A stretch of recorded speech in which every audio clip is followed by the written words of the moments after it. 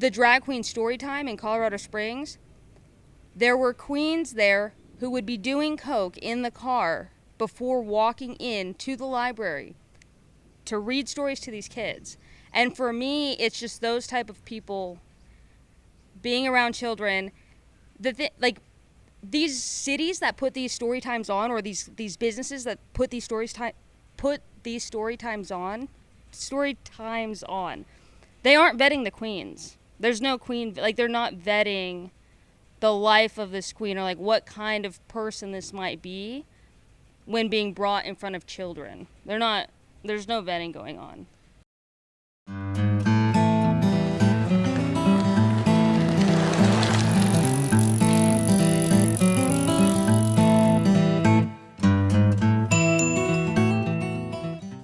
Well, I wanted to teach kindergarten dressed up as a drag queen, but apparently that's white supremacy not letting me teach. Okay. He's done. Gary's fucking pissed. Gary's stressed. Gary does a lot, man. Gary's killing it. Look at the guns! Flex, Gary. There you go. Bye, Gary. See you later. All right. Happy to have you. Happy to be here. Your name is Mercedes Schlapp. You, what do you do? Mercedes what? Schlapp, right? Is that your name? No. What's your last name? Chandler. Chandler. Shit. Why did I say Schlapp? My bad. Schlapp, Chandler. It's like the same. Okay. Mercedes Chandler. What do you work for Gays Against Groomers? Well, yeah, I'm part of the organization, so I'm a chapter member here. I'm about to be their chapter leader for Texas. Oh, wow. But I own a furniture company. Okay. So that's what I do. And you don't need to share what furniture company is because you might get a mob of people that try to destroy it and light it on Probably. fire. That's probably. ATX couches. If you need a couch. Don't burn it. Don't burn the furniture. Furniture is flammable, so. Would that be a hate crime, though? It if would. they did that? It would. If one of the because you're an LGBTQ owned business, Yes. like they would actually be a hate crime if they burned your furniture. It would be a hate crime. But somehow, because of my views, they would find a way to spin me as a cis straight woman who deserving of the LGBT hate. I'm not a real lesbian. Well, I'm Jewish, so I'm also an oppressor. So it's weird, right? Like the most oppressed person here is also an oppressor. You are committing genocide. Well, but that's the thing, though. Like when I'm dressed up as a drag queen and you don't let me teach kindergarten, you are also committing genocide against me, and so the other trans people. I'm just glad that together we can kind of team up and stop this scourge of white supremacy plaguing Austin, Texas, and the rest of the United States as a whole. Destroy the patriarchy. We have to destroy it. We must destroy the patriarchy. Yeah. I'm glad to have you. I'm really excited to do this episode. Yeah, this is gonna be fun. I think we have a lot of agreeing opinions, so this is gonna be really good. We do have a lot of agreeing opinions. Were you always conservative? I was raised in a household that was conservative. I was raised on a farm. Okay. So like the school that I went to was 13 children. That is kindergarten through like graduating class. When I left school, I thought that the earth was 8,000 years old. We call it creationism, which like honestly. Wait. Flat around. We believed in a round earth. Okay. Yeah, so they had that going. Like, because not to get scientific or drop scientific knowledge on you right now, but like you can't see the curve for like up to 100,000 feet in the air, and when Werner von Braun, the head of NASA, died, on his tombstone, he talked about not being able to get past the firmament, which is the dome covering the flat Earth. That could maybe for another episode. That would be. I would talk about that 100%. Yeah. But just coming up with some fun facts right off the bat before we get. It was interesting. People would look at me and they're like, "So do you believe like dinosaurs are not real? The Earth 8,000 years old." Well, also the first dinosaur fossils were only discovered like 100 years ago, which is another.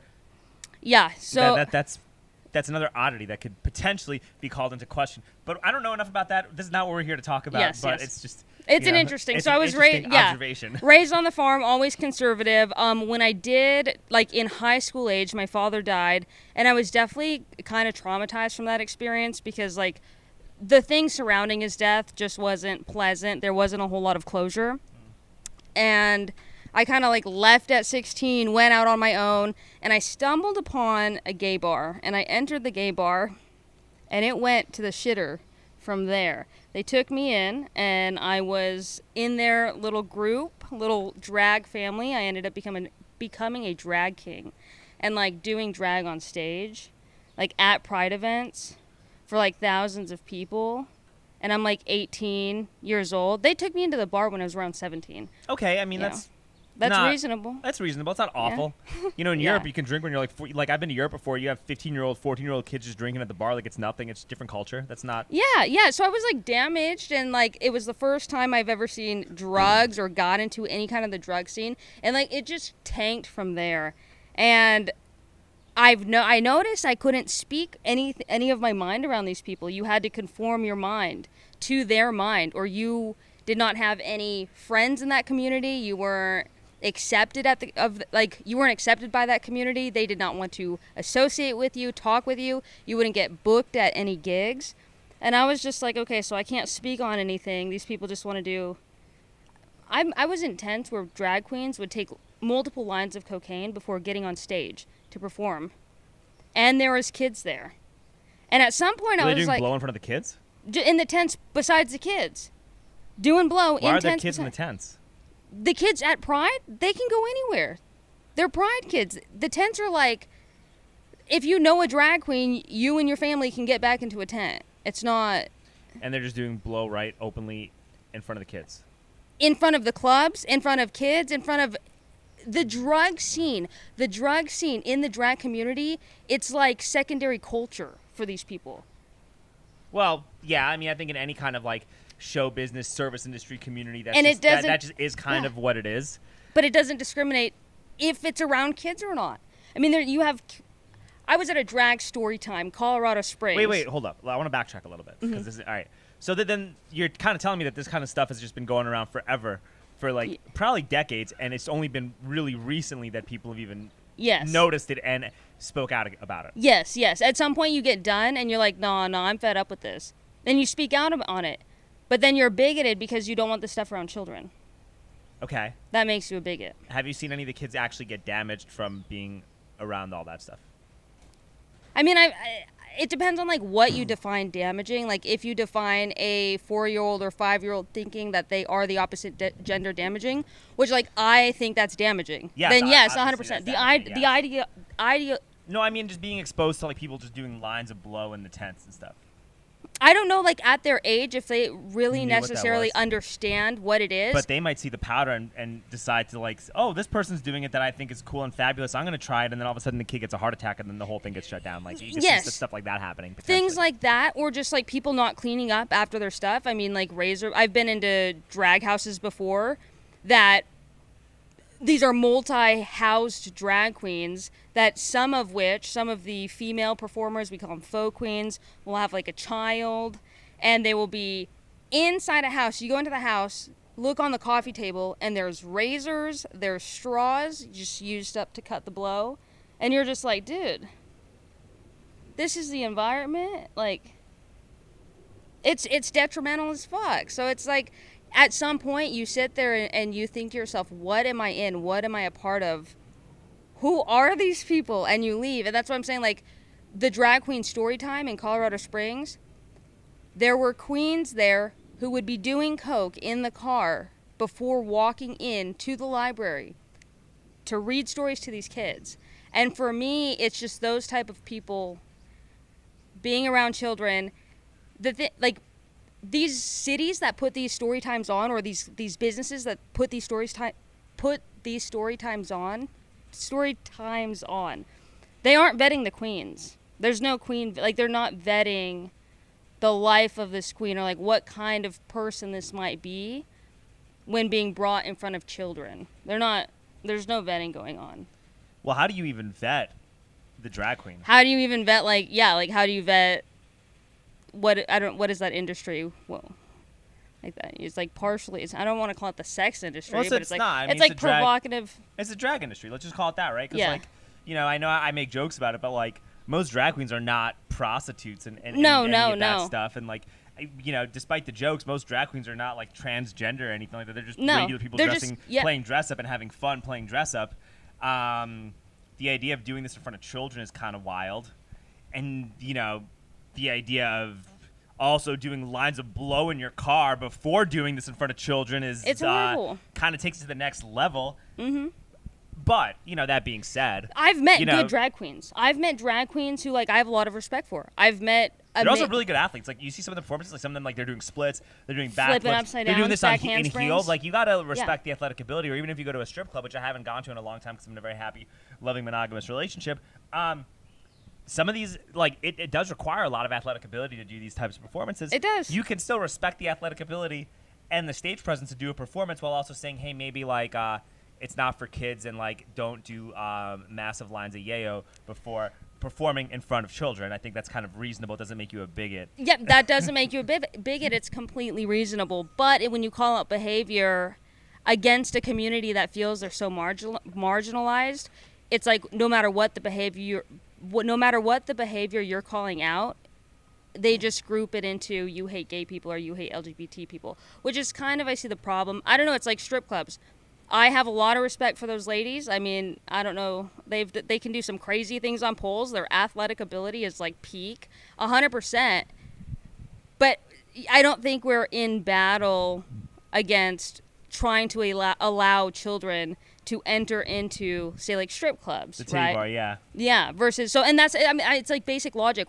If we're not letting kids into the titty bar, why are we letting kids into, like, I don't know, sexualized, provocative-based performances? Because honestly, most drag is sexualized performances or these hyper-athletic performances I've seen on both sides. But a kid shouldn't watch it regardless, Yeah, because either way, right, you see the sexual performance and all of a sudden, like, the kid sees too much stuff for their own age. And if it's hyper-athletic, then you idolize the drag queen and you think that maybe I want to be a woman so I could be like the drag queen. And then, you get some helicopter mom and all of a sudden now you're getting pumped full of these hormones and you become a lifetime big pharma customer. So, yes, I think that if they just respected the fact that these things should probably, have age limits, this wouldn't even be a discussion. Age limits is literally it. It's like no one's trying to take away boob jobs. No one's trying to take away your phalloplasty once you're 18 plus. Well, Mercedes, there are people who are doing that.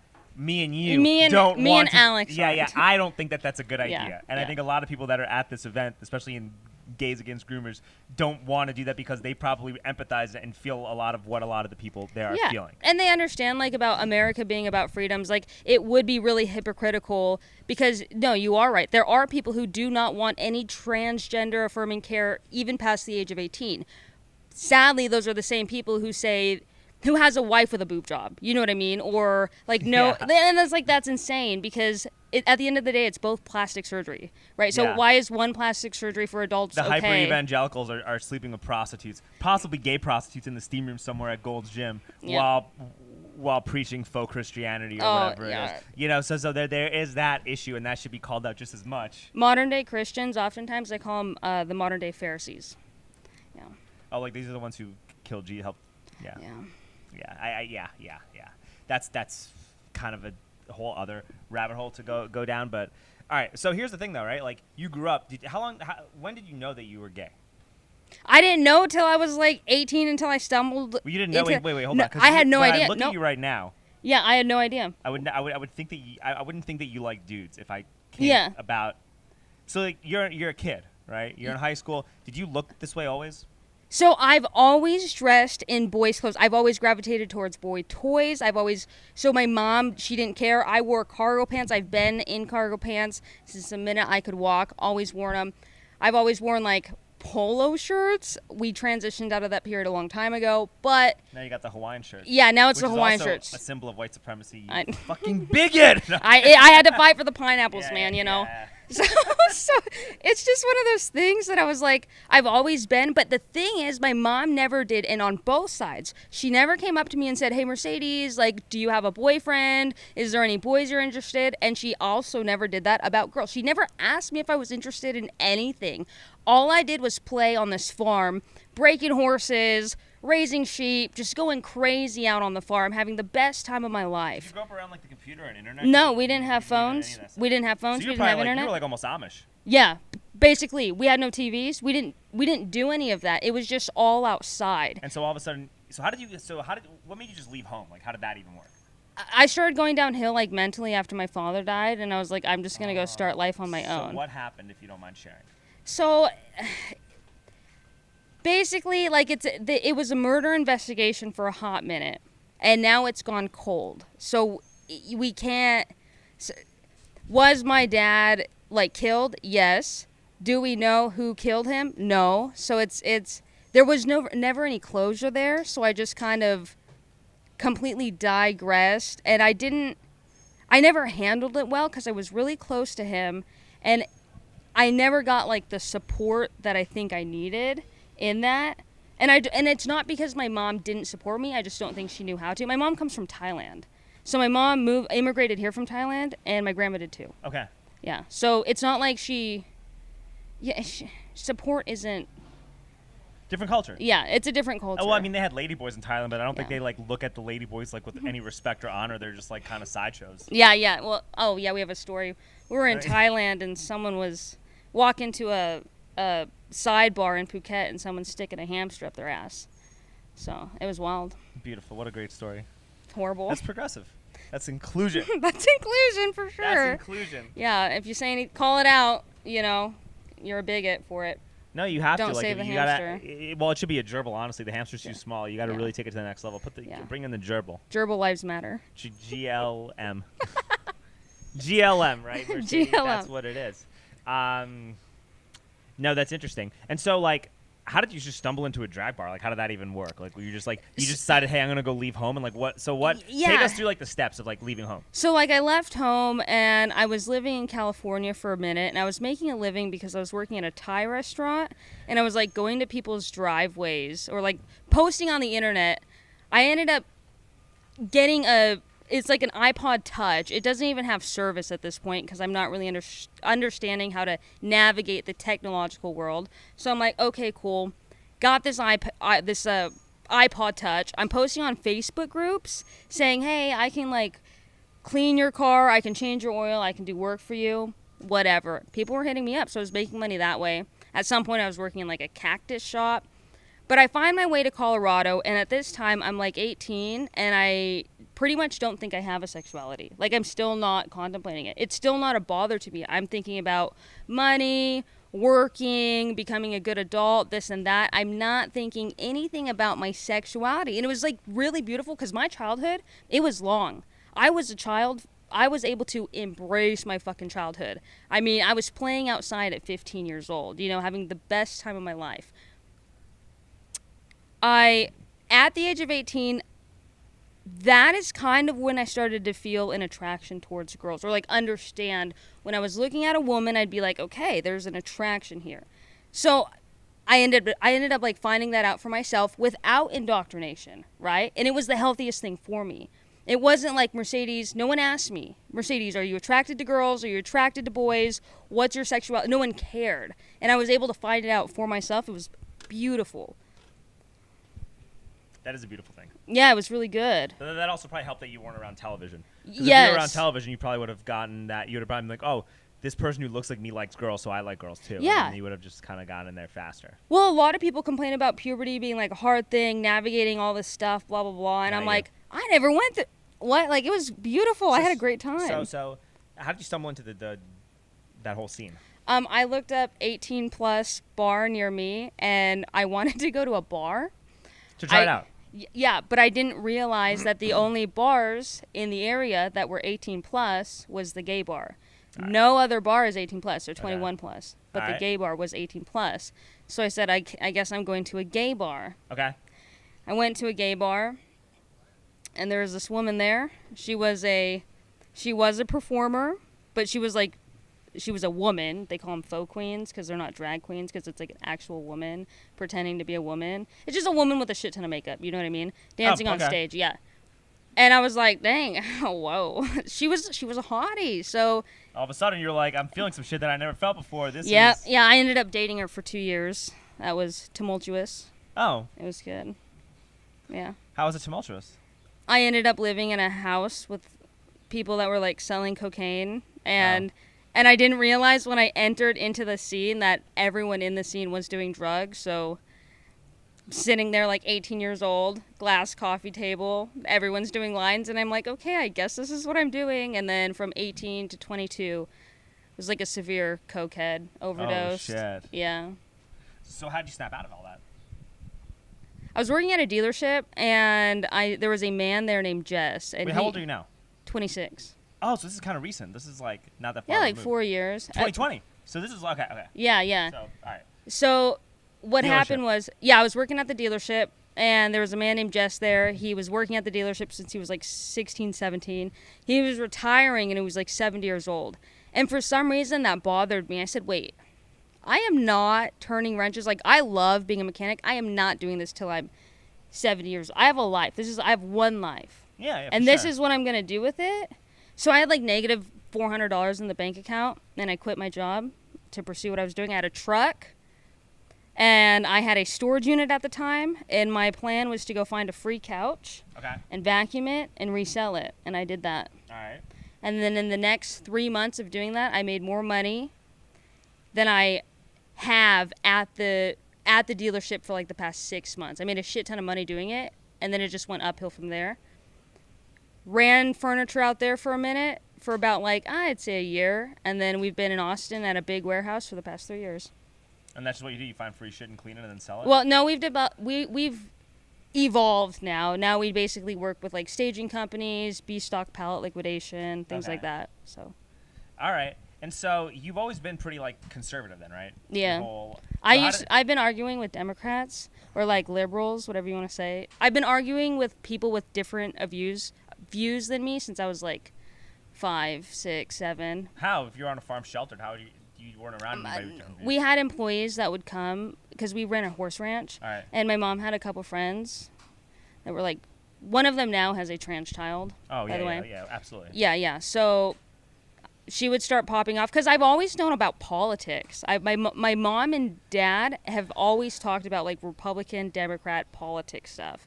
And you could say like they were heavy leaning right people. Yes. But I ended up just figuring views out for myself. Like, I don't know if you could say that they necessarily, like, do they influence your views? Maybe, but would I disagree with almost everything? Like, if we were to have a conversation right now, would there be a lot of disagreements? Also, yes. Me and you? No, like my parents. Probably, yeah. I mean, are they accepting of does your mom accept your lifestyle? Yeah, my mom's accepting. It's just like, my mom now is a much different person than she was when she was raising me. Okay. Now she like believes that do you know if you got the shot, you're basically going to turn into a lizard. She was that person? She's that person now. Yeah, her and her husband are. So they got like, they were normie conservatives, and now they just became like. Yeah. Whoa, like the other. No, it was crazy. So I was like, I had a friend. They went full QAnon. That's what they are. Yep, you know the name. They went full QAnon. That's what it is, right? Like when you understand kind of what's going on at a younger age, you can kind of navigate these psyops a little bit better. And a lot of these normies that like thought the Patriot Act was good and that we should go into Iraq and supported George Bush and Dick Cheney all the way through, all of a sudden COVID happens and now they go from that to QAnon, Biden's a clone, Trump is still president, just like literally losing their mind in the other opposite way as the. So it was crazy. The liberals would, right? Thinking that they got to get their 10th booster and that the kids need puberty blockers and all this other stuff. Whereas, like, if you kind of know what's going on, you're just a little bit more. You're a more realistic guide for how to navigate these psyops. You're like, oh, this is just how they're going to use a virus to create this global government, and they need you to consent to like a digital QR code with your health. All you have to do is just not give them consent for the digital QR code, and that's fine. That's it. It's very simple. Just don't give consent for the digital QR code, and figure out every other way possible to keep yourself safe from this virus, whether it's real or not. And it probably is real, because if it wasn't real, then nobody could fall for the psyop. So just eat really healthy and lower your stress levels and try to financially enrich yourself through this really horrible opportunity. Yeah. And then you'll be okay. But a lot of people just, that they're not used to this, and this is their first time that they realize they're getting psyoped, and it just gets overwhelming. And then it was interesting. So mind you, I haven't seen my mom for a while. Okay. Yeah. So I didn't see her for a while.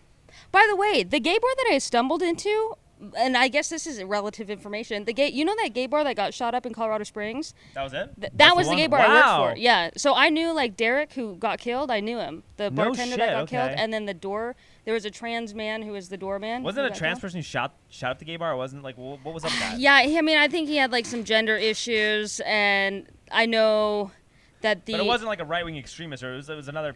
Yeah, it was like. It's another like confused person that just mental illness like plagues this country hardcore. No shit. Yeah, this well, person you was get pumped with 50 different shots before you're 5 years old, and you're eating. You have a diet of processed food, and you're eating literal poison, and there's all fluoride in the water, and yes, mental illness plays a role. And then combine that with the prevalence of single-parent households. Yep. You're going to see a lot of these problems, and this is the cause that people have to fight. It's also due to the fact that lack of sound money. These reactionary conservatives don't want to talk about those issues. They just want to focus on the surface issue, and then it just becomes gay versus straight, and it becomes a stupid, never-ending culture war versus understanding the root cause. Once you understand the root cause, well, there's no fighting this war anymore because everyone, no matter where you are politically, says, yeah, this is a terrible idea. We should probably agree on these things, and then there will just be less of this anyway by proxy. Yeah. It's wild. It's just like the extreme science keep getting more extreme as events keep hurtling towards us, as we keep tackling events as a society. Both extremes are seeing how extreme they can take it, like literally. So I haven't seen my mom for a minute there. My mom invites me and my friend up to, I think it's South Dakota. It's where Mount Rushmore is. Okay, this is the July after the January 6th event. Okay, so I am sitting in this restaurant with my mom, and my friend makes a joke saying, hey, she makes a joke about Jim Carrey, and my mom's husband basically says, Jim Carrey, that's who we think is running the presidency right now. And I thought it was a joke. So I bust up laughing. I haven't seen my mom. I didn't know she went QAnon. And my friend's like looking at me like, what the fuck, Mercedes, what is this? And I mean, we think it's a joke, but then they keep going on it. Then they're going into like these shots, lizard people, blah, blah, blah. And all of a sudden it is July 4th and we're hanging out with my parents. My friend's like fucking freaked out at this point. I'm freaked out. And they say, okay, we're at the monument because Trump will be flying over in a helicopter over Mount Rushmore, will be landing here and pronouncing that he is still the president. And I said, what the fuck happened? And then my mom pulls up photos on this trip. She's like, hey, by the way, we're at the January 6th thing. She's like, by the way, just showing me photos, went to that. And I'm like, that's fine, Mom. That's fine. I just wasn't prepared. I wasn't prepared to hear this from you, but cool, I guess. Like, it is America at the end of the day. I'm like, Mom, we voted for the same person. Like, what happened? You don't. We probably agree on more than we disagree with. I'm not here to judge you for going to this event. I just think maybe we should look at this more in the lens of reality versus fan fiction. Like, your freedom to protest, your freedom to assemble, 100% support. But like, honey, you're kind of doing what they want you to do. Yeah. You're doing exactly what they want you to do. Your neighbor's not going to turn into a lizard and eat you in the middle of the night. You are okay. Yeah. Like I mean, you could say what you want about the shot killing people and doing all these other things, right? And there's been a huge increase in excess deaths, and that's scientifically valid. You can explain that very calmly, right? Do not take the shot. Do I agree with that? 100%. Is there side effects to the shot? 100%. Will you turn into a man eating? Even though I identify as someone who took the shot because of my shirt. That means you took it. I identify, yes, exactly. Not affirming that as white supremacy. That means back in the day, if you went through TSA wearing that shirt, they need to let you through. Yeah, because they need to affirm it. Yeah, you have to affirm what I am. But you identify, you took it. Yeah. That's exactly what it is. Exactly what it is. So, your mom's okay though with your beliefs. Not your beliefs, but with your sexuality and your identity. She's not like she's still accepting you. Yeah. Was there a point where she wasn't? I mean, I don't think she really knew. So basically, like when I left, we just didn't talk for so long. And by the time we started talking again, she was a whole nother person. And my brother at that point, who's like she's close to, went trans. So my brother's trans. It's my twin. What happened? Not really sure. He's trans, and basically, but like this is the cool thing about him. He's trans, but he's like, no, I'm not taking those fucking hormones. Like those kill people. He won't take hormones. He won't get any surgery. He just he identifies as trans. So he just puts a wig on and a dress and says, "Look at me, I'm a woman." Well, so he's like a woman, like I'm a woman at the council. Like does that? He was my twin sister, and now he's my brother. But like he just like cut her hair, says I'm a he. Yeah. I got boy titties now. Like is that what it is? Like yeah, except like without the surgery. Without the surgeries, without hormones, because he's like, nah, I'm gonna do this shit, but I'm gonna live long doing it. And I said, cool. Trans identify, yeah, good for you. Yeah, like cool. you identify, that's really cool. Hey, be yourself. But even he would be here speaking like, nah, why are we putting hormones in people in general? And I'm like, yeah, I agreed. That's crazy. Yeah. Because it's like if you want to be whatever you want, that's really cool. You ever heard of Leslie? Mm-mm. Leslie Cochran. He was like a famous drag who's like a homeless guy, right? Mm-hmm. Just total wacko, but he used to walk around wearing a dress, just this homeless guy in a dress, and he became famous for just being on 6th Street wearing a dress and heels. And he actually ran for mayor a bunch of times. And he came in 2nd place one year. Back when, and then he died in 2013 or 12, right before I moved to Austin.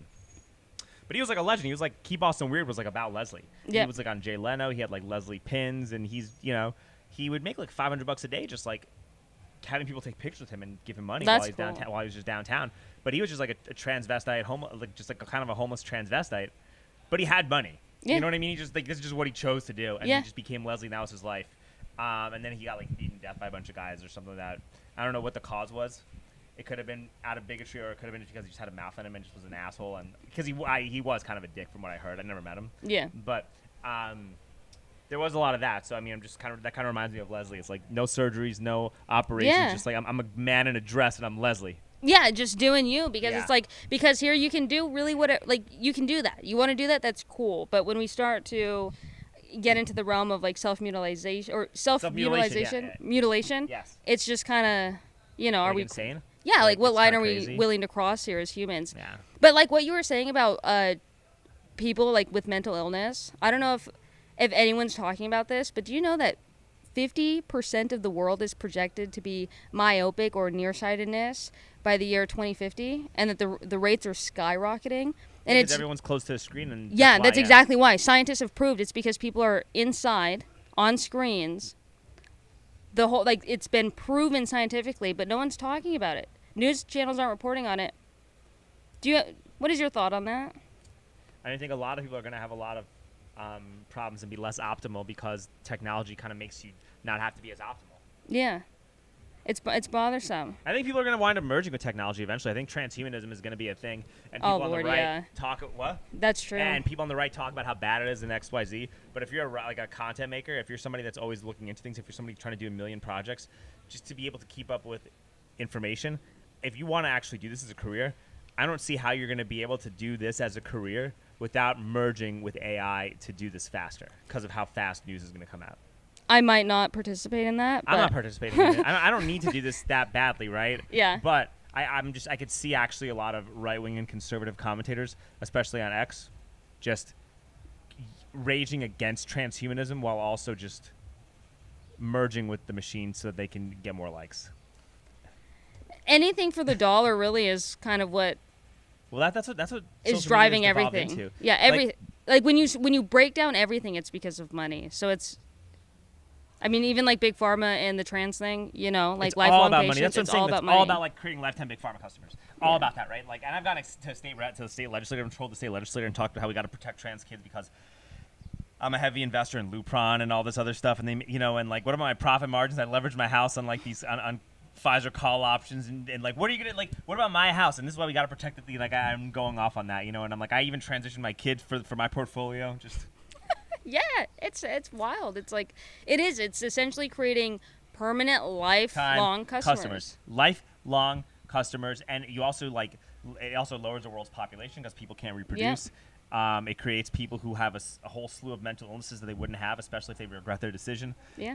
It was actually really sad seeing some of the detransitioners. There was somebody crying after she gave her speech, and she was having to be held and comforted by somebody, and it's really heart-wrenching and heartbreaking. And then people will talk about oh, what about the trans kids who don't get their affirming care? They'll commit suicide. They'll live a life of misery and this and that. And I'm like, no, that is not true. Here's why. Because A, there's only a 1 in 30,000 medical chance of you actually having this affliction, right? B, nobody should make fun of you and people should validate you if you are in that group. But because there's a 100-fold increase in pediatric gender clinics, and you have a prevalence that is way higher than the 1 in 30,000 medical rate, mathematically, you probably don't suffer, or at the very least might not suffer from this. So 100%. It can't hurt to just wait a little bit until you're 100% sure as to what you really are. And the last thing is that there's so many more advancements in technology and in medical science that even if you do wait, you'll still be super feminine or super masculine or whatever it is, just based on the scientific advancements of modern surgery and modern medicine. So what's the big deal if you just wait a little bit and you just make your decision when you're 100% sure of it versus when you're a child? I agree 100%. It's like you can choose to transition down the road. What you can't choose to do is if you made the choice as a minor to transition, you cannot take that away. You cannot take the irreversible consequences away. You will be lifelong sufferance of what Big Pharma has done to you. If you're past 18, you can make those decisions, right? So you can always, like you said, the science is out there. The transitionary surgeries are like bolstered. You can make yourself look like a woman. There's no harm in waiting. You're going to be fine regardless if you're actually trans. Look at Caitlyn Jenner. Look, yeah, there you go. If I didn't know who Caitlyn Jenner was, I mean, that's some surgeries. Yeah. There's like some Nikita Dragon. I mean, there's what from 90 Day Fiance? She's like, that's what she was from 90 Day Fiance. There's a fucking 50-year-old tranny from 90 Day Fiance, and I'm looking at her. I'm like, yo, she's a babe. I would fucking destroy that. And then I find out that she used to be a dude, and then I felt a little sick. Yeah, you'll be fine without the puberty blockers. But what I'm trying to say though is that like, if that person can get the surgery and look like a female, and you would have no idea, you could. There probably been guys who fucked this chick before she met that guy, never knew that they fucked a dude. Yeah. Never had a clue. Maybe they finally realize that they might remember. They like, wait, what? They see that on 90 Day Fiance. But I'm saying like, this is somebody that had this 20 years ago, right? That went through this 20 plus years ago. Like when we have way more advancements now. So if that person can go through that, then why should it? There's no excuse for a child to have these procedures done to them. It doesn't. It has nothing to do with being a bigot or transphobic or any of that stuff. I really don't think so. No, it doesn't at all. And I try to explain that to people. I'm like, wait. The LGBTQ community, you're cool. We love you. That's great. Awesome. I'm glad that you're doing your thing. Trans people, no one is trying to erase you. No one is trying to wipe you off the face of the planet. Although here's the fun fact. I mean, like I mean me. Me and you, right? Yeah, or the me and people in you. your organization. Like I don't. I like everybody. And here's the thing too. Like people have accused me of like hating trans people, and I'm like, how do I hate somebody that I love making jokes about? Like that was good. That's funny. Yeah, people call me transphobic, and I'm like, my brother's trans. People call me homophobic. I'm like, okay, so am I scared of myself or like doesn't what? Make any sense? Yeah, no. But it is sad though because like I actually like going to gay clubs. Like they get lit. They go hard. They're fun. Most gay guys are a lot of fun. Like the person who's going to design when I get married, the person who designs my like wife's wedding dress is probably going to be gay. Yeah. The person who's probably designing like how I want my house. The house to look like the interior decorator is going to be gay. So the idea of like hating or disliking somebody for being gay or saying, hey, you can't get married because you're a homo or whatever it is like that's backwards and it's insane and it takes us back and it actually exacerbates this like new world order that they're trying to perpetuate. Yeah. So I really disagree with that. I think that's horrible. I try my best to like talk about why that's a terrible idea and how going too far in that direction is just harmful and hurtful and it doesn't actually restore the values that you want to restore. Because I know what you want to do. You want people to feel a renewed sense of patriotism and pride in living in America and keep the values of our Constitution in place, especially after what we saw in COVID. Mm-hmm. You don't need to attack gay people to do that. But at the same time, giving these surgeries and blockers and refocusing the education system to be super woke is actually going to destroy our Constitution. And people have to figure out where the balancing act is. And if you can figure that out, or at least try to, and talk to people where they are at, you can only accomplish things legislatively if the public is on board with you. And if you're like a ultra right-wing bigot, no one's going to be on board with you. And if you're like just a super woke Marxist communist, you're going to just create more right-wing bigotry.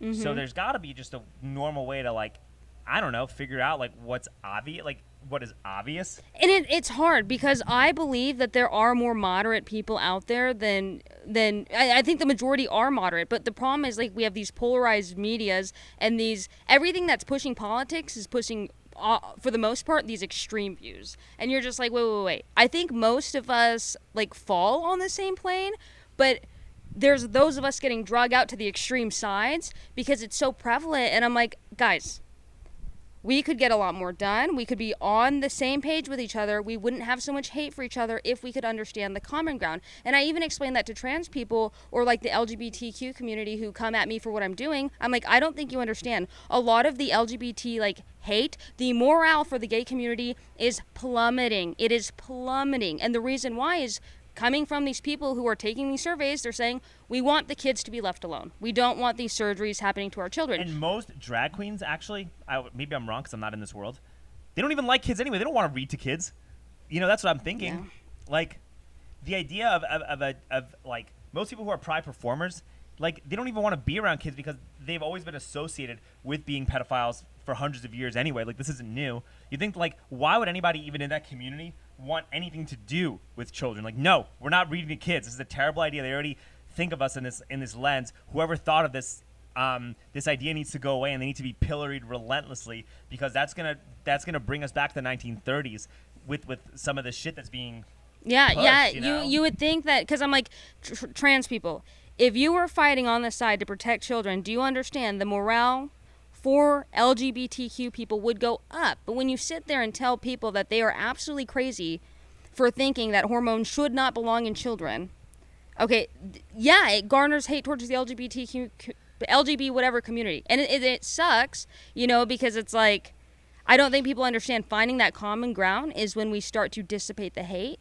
versus taking these extremes on both sides. That is what is literally fueling the hate on each other, is refusing to find a common ground. Yeah. I've gotten very little hate for my speech. Yeah. The only people that are hating me are the people that were in City Hall who are literal professional activists.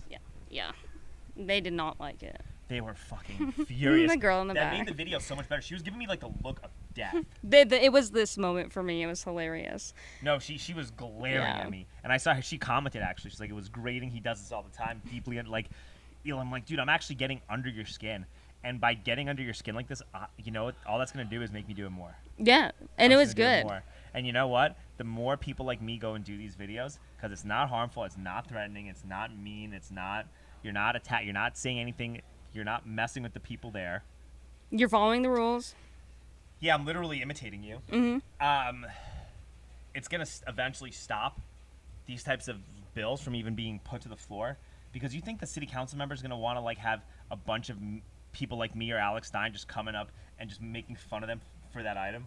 Like, could you imagine, like, okay, I go and give this speech, right? Imagine if there were 10 other people like me just turning this into an open mic comedy act. Yes, I was thinking the same thing. Like, imagine 25 people of the whole entire room. Like, if you got a bunch of people to go into this and make the whole entire thing a spectacle. Yeah. Just like legislation around the country would watch this and be like, dude, we're not doing this. I'm not being a laughingstock like that. I'm not going to do this. Yeah. I will not be a laughingstock. I refuse to be a laughingstock. Yeah, exactly. And I've listened to some of the testimony of the detransitioners, and a lot of people sounded really good. There were a few people that sounded like just right-wing evangelical zealots. Yeah. Not good. Yeah. There was a former council member who kind of did, named Don Zimmerman. Yeah. You know.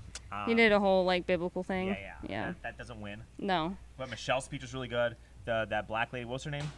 Gabby. Gabby was really nice. She was really good. Carrie had a good speech. Like, these are, you know, good speeches, right? You know, there was a couple of detransitioners had their speeches, and some of the council members were like, kind of moved to tears hearing the speeches, and I saw it on their faces. And I could tell, like, they did not want to pass this shit. They really didn't want to, but they did it because they had no choice. Mm-hmm. They felt so much pressure from these activists and these activist groups. They fund their elections. They're the ones who get things out in the street. They don't want the army of trannies coming through, or an army of Antifa activists coming through to their house and protesting like they did in 2020. And you have an entire city council that's almost being held hostage and hijacked by a very small group of fringe activists. And they will cater to them completely because there's nobody else that they can run towards. Yep. And that's very obvious. Yeah, and no one's protecting them from, like, I mean, if these people decide to host some crazy ass riots in front of these people's houses or go ham on city council, at this point, America kind of just lets it happen. Nobody's protecting, and these people also, a lot of them, the people that are in office, some are not, but even if they weren't, right, they all voted to defund APD during the riots. And so it's like, if I'm an APD officer, like, you think I'm really going to want to help these people that much after all that? No, like, it's just like, this just got further created by themselves. You know, their own ideological pedagogy just created this snowball effect that I don't think you can reverse in Austin. I don't understand, like, I just don't see the ability to reverse anything like this, especially, you're not familiar with Republican politics in Austin, are you? Mm-mm. Start going to Travis County GOP meetings with me. We'll go together. I will go, yeah. or some events whenever I can. And I want you to come back in a few months. We could do another episode, or if you have a podcast or if you have anything that you're doing, we can talk either in person or through Skype or whatever, Zoom, anything, or StreamYard. And we could talk about the glaring problems of GOP and opposition to leadership in Austin. How is it here? Terrible. And I like the GOP chair. I like his name is Matt McCoy. I like him. Nice guy. We get along. Every conversation I have with him is very pleasant. But Austin's not that woke, dude. It's not as woke as people think it is. We could even ask people at the shop. Most of these people probably voted for Bernie Sanders, didn't vote for Donald Trump in this pedicab shop. I don't think anybody here thinks 5-year-old kids should be getting puberty blockers. Yeah. We could even ask. We could do a test run right now. Hey, Gus, do you think 5-year-old kids should be given puberty blockers? No. There you go. Thank you. Yep. All right, you see? Hey, Gus, who did you vote for in the 2016 and 2020 primary? I didn't vote in the primaries. Okay, but who is your favorite political candidate out of everybody in 2020 and 2016? Bernie. All right, there you go. Bernie, okay. Confirmation. There you go. See? There you go. That's what I'm saying. Like, most people are... Yeah, I think the only one. Thank you. Appreciate that. Okay. Most people agree on these topics. Yes, exactly. But we have such shitty GOP leadership and shitty oppositional leadership that they don't even make any kind of attempt to communicate, and so then they just vote for the same nonsense, and then the same crazy bullshit continues happening. And they start pulling. They're pulling out the same stops every year of like this rhetoric. We're gonna destroy trans people. The right is coming from anyone they can. Yeah. They do the right wing. They act so reactionary that they will play into this whole thing. And we were talking about this in the coffee shop. The best way to do this, instead of arguing, just imitate. Don't argue. Imitate. Yeah. Yes, you ever did any theater class when you were younger or anything? I took some Sadly improv not. classes. I can tell. You can tell? You're good. Thank you. I appreciate that. It was a place called Cold Town, and they've gotten super woke and whatnot, but the lady who owns it, her name is Tari Phillips. Really nice lady. She's been on a couple times. Mm-hmm. There's been some disagreements on this stuff, right? But she was a very good teacher. And the first thing we talked was yes and. And yeah, I'm applying what she taught me to do probably what she hates. But, improv, like the principles of doing improvisational theater has really helped this out a lot. And instead of like arguing and being reactive, just add to it. Just continue adding to it so that everybody can see how insane this shit sounds. How far can we take it? How You know far what I can we mean? take it? Before they're pressing the brakes, before they're hitting the brakes, like, hey, because you stop. want someone like Watson to say, no, Alex is making this stuff up. We don't want to give puberty blockers to children. That's the ultimate goal. Is someone like Kirk Watson, because Kirk Watson isn't down with this shit. Yeah. Kirk Watson doesn't Look want to at do him. this. Yeah. Like, just insert 25 years ago, that that guy was probably openly dropping N-bombs at cocktail parties. Yeah, 100%. You know what I mean? In the 1980s, that guy was dropping N-bombs with a hard R at cocktail parties. I would not be surprised. Would you be surprised? No, not at all. Not at all. Again, you got to insert this guy. I mean, when you look at him, the definition of a crusty old white dude. Crusty old white guy. I mean, he's definitely Crusty not. old white Southern Democrat. Yeah, bought and paid for or something. Bought and paid for. Yeah. I don't know anything about him, so this is all speculation. Yeah. So I'm not trying to character defame. No. I would not be surprised We wouldn't be surprised. that his family was against the Civil Rights Act. I mean, it's just, that's how it is, though. It's just like at this point, people are doing things out of fear and out of fear from backlash. And I just want to say that none of this is all based on pure speculation, and this is not a statement. This is an assumption that I could very easily be wrong about. Okay, and I've never had a conversation with Kirk Watson in person aside from being on the dais. I'm sure if I talked to him in person, he'd be very pleasant and we'd have a very good conversation. But I would not be surprised, and if I'm wrong, I'm happy to admit being wrong. This is not an accusation. It 100%. is a mere hypothesis that could very easily be completely wrong. Yes, no defamation here. Yes, just want to clarify that completely. 100%. Yeah, no. It's one of those things that, like, I get... You have to say shit like that. It's kind of wild. You have to, because if you don't, you're going to get a threat for a lawsuit over an email or something. I mean, these people... But honestly, like, I really don't know for sure. Freedom of speech. Yeah, I don't know for sure. You don't want to defame people unnecessarily, No. but, I wouldn't be surprised. Nothing surprises me in any capacity. No. Well, look at the history of our politicians. Yeah, I mean, that's true. it's been flip-flop. Joe Biden wrote the crime bill. Yeah. And now he's like a big... Now we had a bunch of BLM social justice protests Obama to get spoke that guy against in, gay marriage. Yeah, exactly. Like, it's no secret that these people flip-flop on their politics. to benefit themselves and their own party and their progression into their political circles. Like it's common knowledge at this point. I think we all are pretty aware. Yeah, unfortunate. Do you feel like you have problems fitting in when you go to gay bars now because of this stuff? Oh, I got kicked out of an event here called Sapphic Singles. So there's an event that happens here. I got kicked out. So it was the funniest thing. It's at Progress Coffee, which is, I think, it's not too far. And basically this group of lesbians, and I don't care if this gets aired, like, this stuff is hilarious. Everything right? is going to get aired. Yeah. We don't edit. Perfect. It's funny. So I go in, I'm hanging out. It's like 20, 30 lesbians. I don't know. I'm nice to all of them. Yes, ma'am. Yes, sir. Like, just being just a sweetheart to every single person. Everyone loves me, right? They asked for my Instagram. My social media. And I'm like, okay, I guess. So I gave them my social media. You know how that is. My social media talks about my views and values. And I go to the next event. Everyone is staring at me. And I'm like, okay. Pointing at me. Eventually someone walks up to me and they say, hey, like, everyone here is talking crap about you, saying that you shouldn't be here, that you're dangerous because of your social media. And I'm like, what do you mean I'm dangerous? Like, I've been to this event before. Everyone liked me. I was a sweetheart to everyone. Everyone wanted my phone number. Okay. I come back to this event and everyone's staring at me like I am Freddy Krueger or something, about to start cannibalizing on these people. Like, what is this? And eventually I get a message from the person who runs it, and they send me an email or send me a DM in my Instagram telling me that everyone there feels unsafe and uncomfortable, and that I am no longer allowed to come back to the events because I make everyone there feel like they're in danger. They all loved me when I was there. I didn't make a single person feel threatened. So unthreatened that I have a phone book. I carry like a pocket book that I write people's phone numbers in. I have phone numbers from that event. Okay. I made them feel very uncomfortable. Did they tell you why? But my political views, that basically, due to the things you post on Instagram, everyone here feels uncomfortable and unsafe. We do not want you coming back to the events because of literally my Instagram, because of what I post.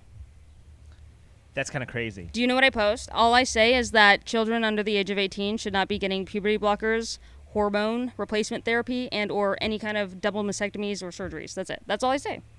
That doesn't sound.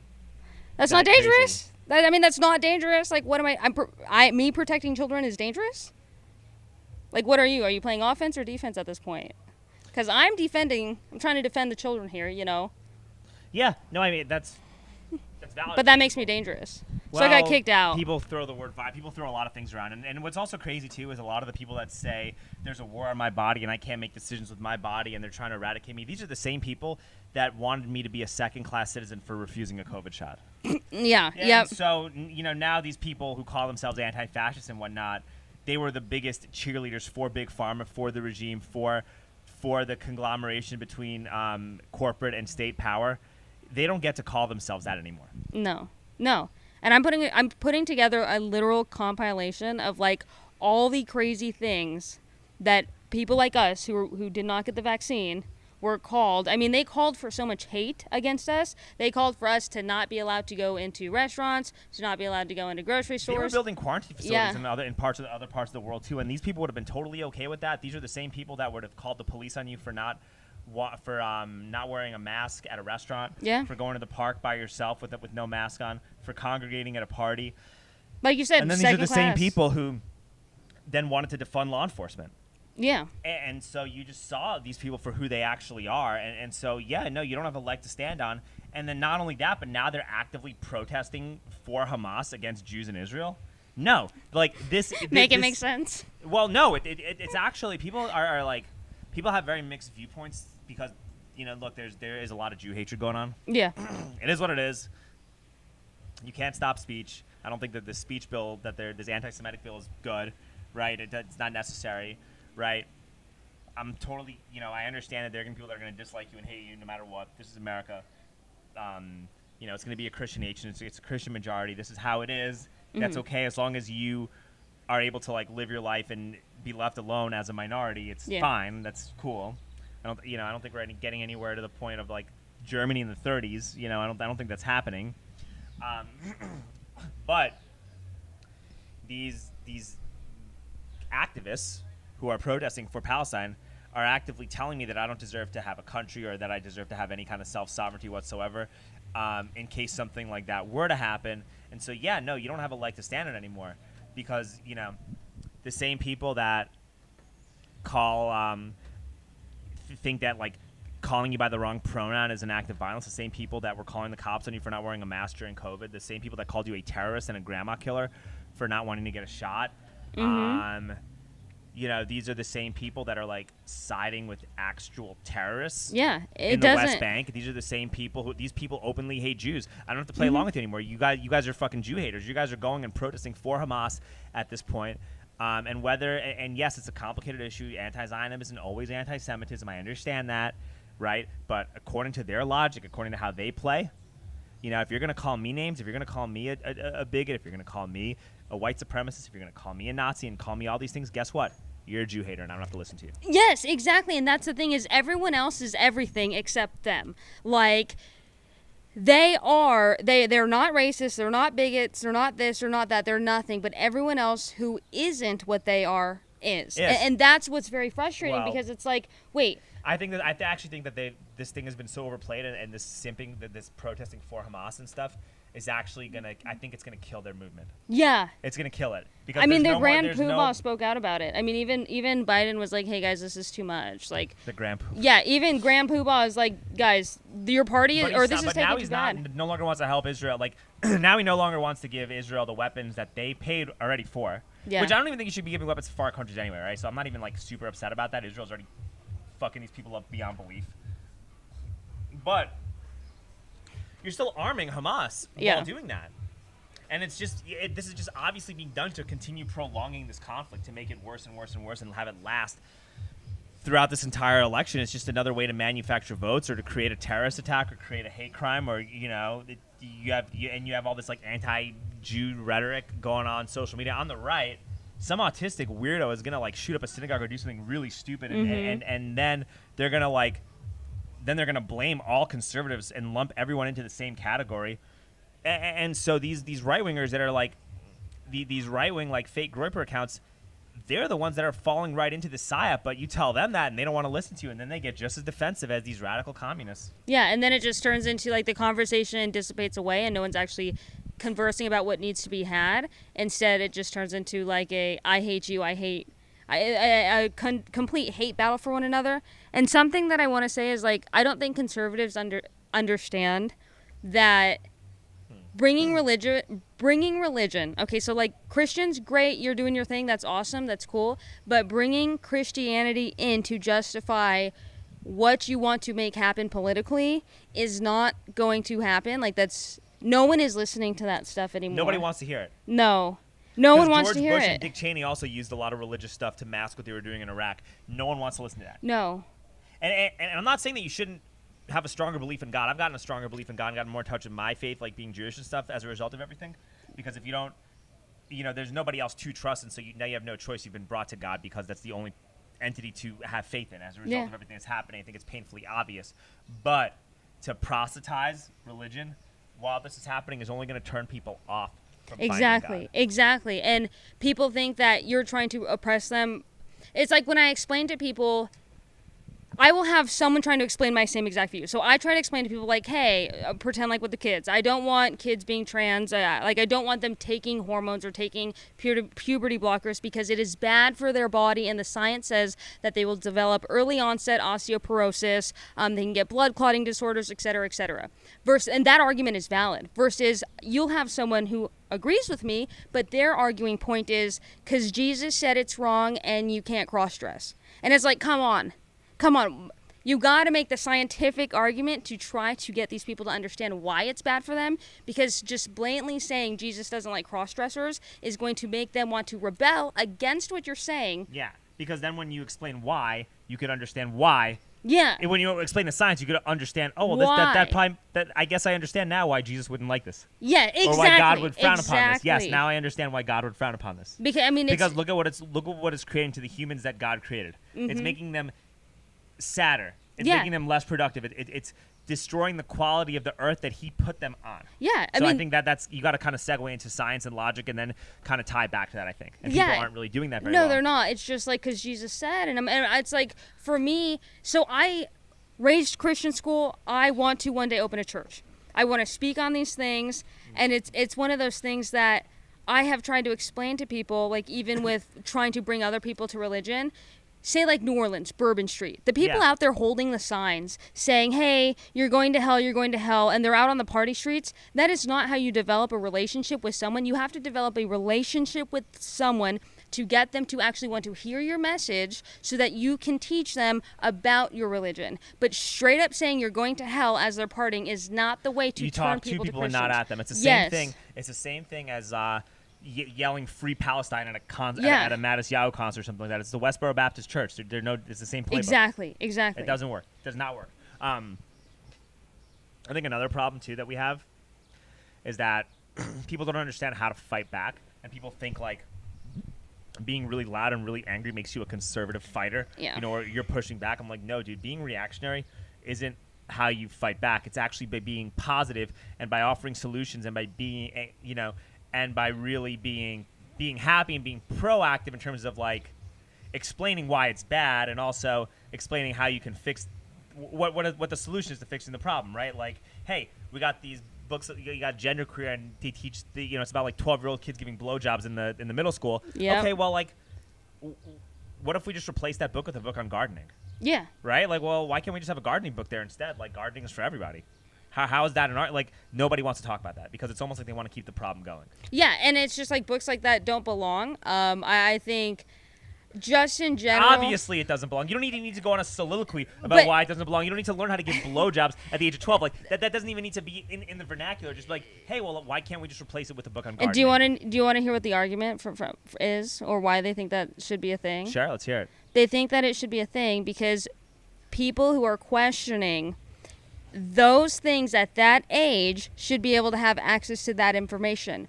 Why do kids at that age know what that stuff is in the first place? You failed as a parent if your kid needs to figure out how to effectively go about having sexual relations. I mean, genderqueer, I think that book with another book it's targeted at 10-plus-year-olds. 10-year-olds. Why is a 10-year-old needing to know that? When your argument is literally, well, they should know how to do this because they know what it is. Because currency debasement and cultural degradation go hand in hand with one another, and our culture has been on a rapid downward slope ever since we went off the gold standard in 1971. You can literally see the correlation; it's a straight line down. That's also for another longer topic. But a lot of conservatives don't really understand that and don't want to have that discussion about, hey, man, Bitcoin kind of fixes this. Bitcoin's cool. Yeah, like, hey, self-custody your finances. Hey, gold, silver, Bitcoin, hard assets. Just understand the value of these things. Understand the moving towards a better monetary system will actually fix a lot of these cultural problems, which are also synonymous with the health problems and with the degradation of your food. All of that is tied into inflation and monetary debasement. And people are still they'll rail against this stuff, but then embrace modern monetary theory. There's that whole discussion as well, which is sadly over a lot of people's heads. Yes. Society could have gone any which way that it did, and the way that it did is kind of sad because I just think, like we as humans, I'm someone who's hyper aware of my diet and the things I eat, and I stray away as much as I can from like processed and packaged foods. But do you know how many people?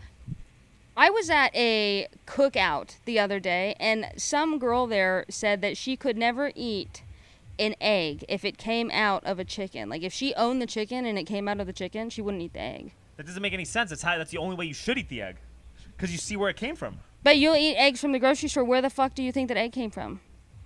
A chicken.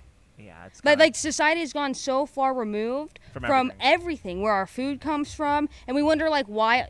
Okay, like Alzheimer's is diabetes of the brain. You know what I mean? Alzheimer's is a result of overdosing on sugar daily, and to the point where like your brain is not able to function because it's been over insulin for so long. I also think that cancer, no scientific proof, but cancer may also be the body reacting to you not doing what you were supposed to do on Earth.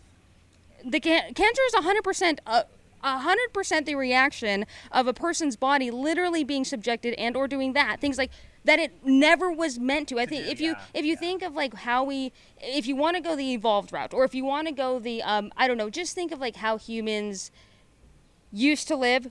You could argue, people make the disease argument, like, oh, well, we were dying of diseases. What we weren't dying, though, of is cancer. So we've gotten to a point in society in which we should be able to manage ourselves in a way that we are living extremely long through making good health choices, not cracking out on processed foods that we know are causing these cancers. Our bodies are, the death rate, or the age, what do we call it, our final age, or the average lifespan of Americans are plummeting. It's going down, yeah. It's going down.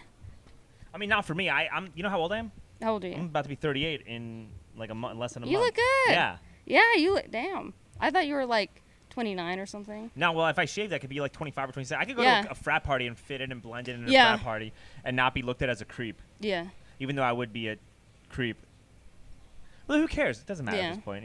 As long as you identify as a college student. Exactly. Yeah. And I'm a trans college student. Yeah, so and you're vaccinated. And yes, identify. So they have to let you in. They have to, otherwise you're a bigot. Yeah. And that's what it is. And just like don't identify as white while you're at it, just identify as... Although I am loving those frat boys. Yeah. Those They're frat doing boys, good. They're doing, like... I They're never thought I'd be protecting like flags. loving, you know what? And then people on the right are like criticizing the frat boys because they're like, oh, they're doing this for Israel and this and that. And I'm like, yeah, maybe like the couple of the Jewish fraternities doing that have an allegiance to, you know, a country that they have a connection with, which is okay. That's normal. That's fine. It doesn't mean that they hate America or want to put America last or do anything. They're still standing up to these people. And there were plenty of frat boys at LSU and Ole Miss and everywhere else that were doing this because they loved America, and no one's highlighting that. And you know, encouraging these frat boys to stand up and take a stand will encourage people and other younger people in other parts of the country who feel this way to, I guess, also speak out. And then you realize that this group of people pushing this woke nonsense, and I don't even like using the word woke because to me woke is questioning 9/11 and understanding that we probably didn't go to the moon, you know, or that the government's spraying us with toxic chemicals through HARP and on airplanes, right? Like, you know, that to me has always been what I thought woke is. But this fake woke agenda, like, you know, fake woke, faux woke, whatever it is, like this fake agenda, you know, this neoliberal fake woke bullshit Marxist agenda. You'd realize that how small of a minority that actually is, but instead these commentators are just, they care more about engagement farming and wanting to blame a certain group of people versus just saying, no, this is good, take the win, be happy. And a lot of people, there's the problem that we have, I think, is that a lot of people, I guess our side, because you have to pick a side, which I hate. You know, they don't understand. A problem too, and that no one realizes that they don't understand when they're winning, and they don't understand when to run with something good, and that's an effective component to fighting back against things is to understand when you are winning and run with it. Yes. And they are. It's almost like they deliberately want to lose because when they lose, the grift continues, and they get to continue engagement farming, and they continue getting their. Because I think it's on purpose. Because I mean, like, if we want to go woke, it's literally because this is the whole plot. I mean, like, if you want to get into my beliefs, I really do. Go embrace people like Nick Fuentes and Stu Peters on X, and all you're gonna do is strengthen the communists. Yeah. And that's what they want. They literally want.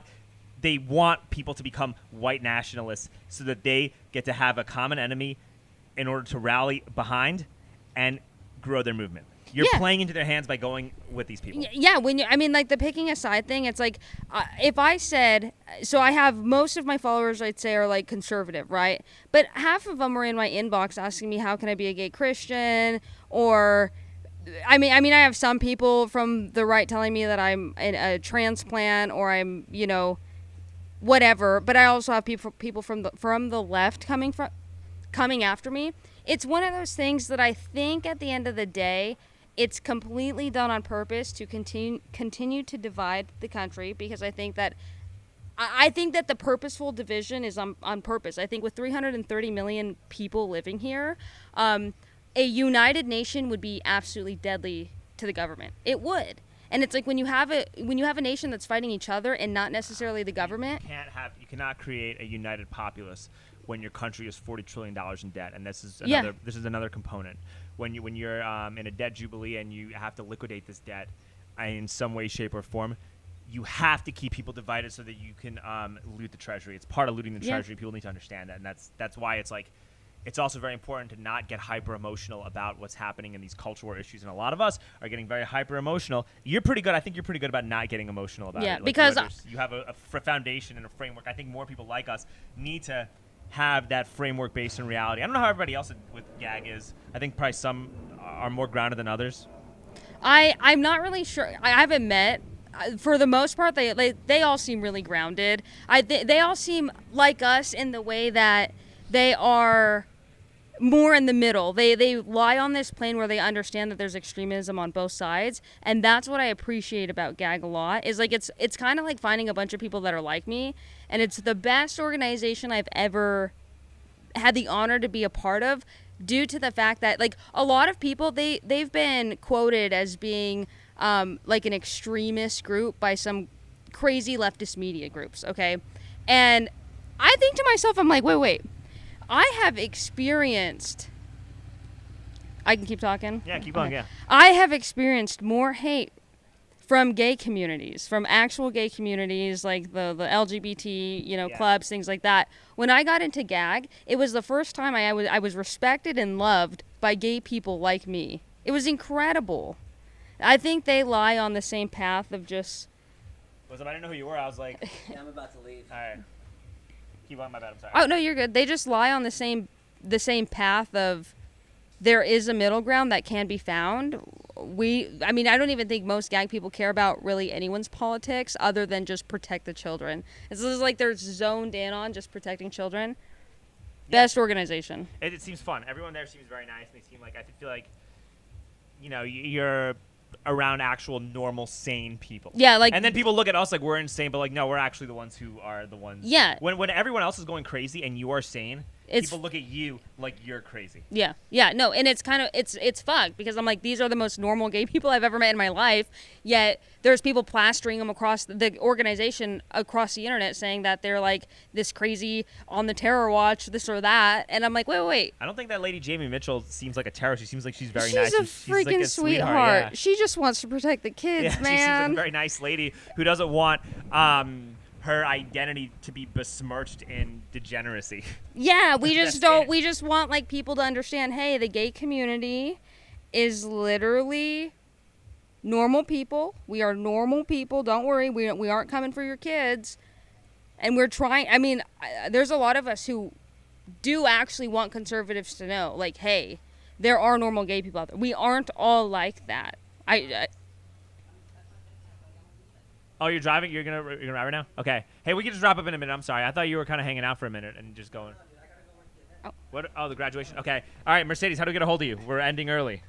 Just Instagram. Are you talking about you? Is that what you're asking? We're wrapping up. We got to wrap up because we got to use someone else. This is how authentic the show is. Okay. Yes. Instagram. It is literally, if you look up Mercedes Chandler in your Instagram, you will find me. I will pop up. All right. Cool, Mercedes. You're awesome. All right. I think we talked.